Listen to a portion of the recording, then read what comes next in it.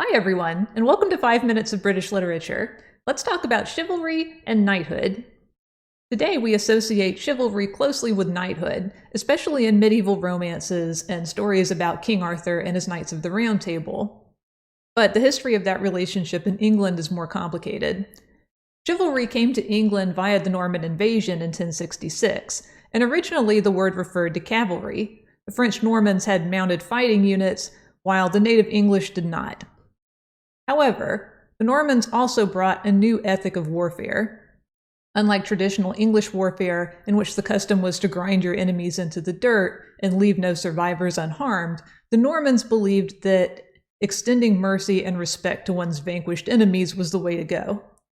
In exchange for their loyalty, William the Conqueror let the defeated English keep their lives and integrate into the new Norman ruling class. From there, in the 2 centuries after the Norman invasion, knighthood developed into an organized warrior class just under the nobility and social status, and chivalry evolved into a code of honor for the upper classes.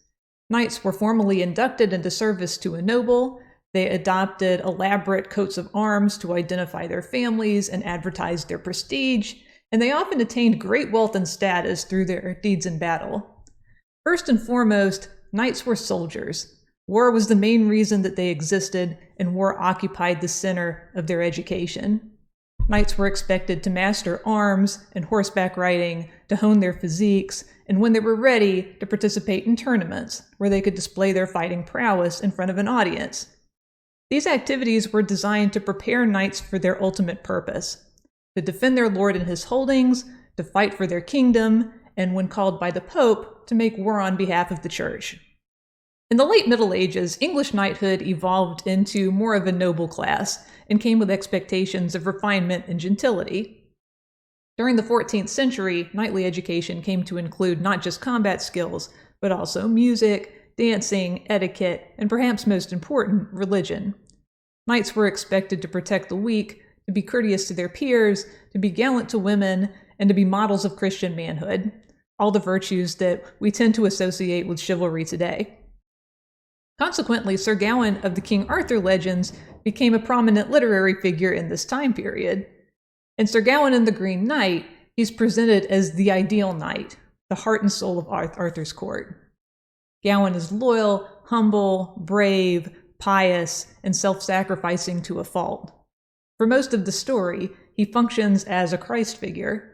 He agrees to sacrifice himself for his king's life and honor, he goes forward to face his death alone, and he resists temptations along the way. Sir Gawain is the example to which knights were supposed to aspire. However, this ethos was starting to go out of style by the end of the 14th century. Knights were still partly a warrior class, and they still expected to wage war as their means to wealth and social advancement.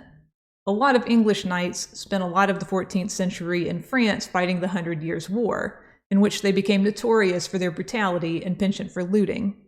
When they returned home, many continued to resort to violence as their primary way to gain land, defend their prestige, and resolve disputes among each other. And with chivalry being such an honor-based ethos, many knights and aristocrats admired that kind of violence. It demonstrated that the knight was valorous, and willing to defend his reputation with his own body. But advancements in war technology and the centralization of the English government made knights less relevant and less effective. And few people wanted a bunch of idle upper-class warriors roaming the country and getting into fights with each other over loot and honor. The performance aspects of chivalry survived for a long time, but functionally, knighthood as gallant warrior class died out by around the 16th century. A work like Sir Gawain and the Green Knight could be a celebration of a highly regarded social class, but it could also be a nostalgic story about a culture that was slipping away. Thanks for watching, and be sure to watch the video for the Matter of Britain this week as well.